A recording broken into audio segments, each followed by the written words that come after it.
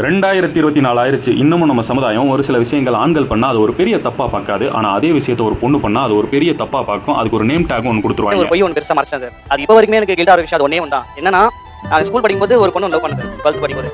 அது ஒரு 6 மாசம் நல்லா போயிட்டு இருந்துச்சு. அதுக்கப்புறம் இவங்க வந்து எங்க ஃபிளாட்டுக்கு வந்தாங்க பக்கத்துல.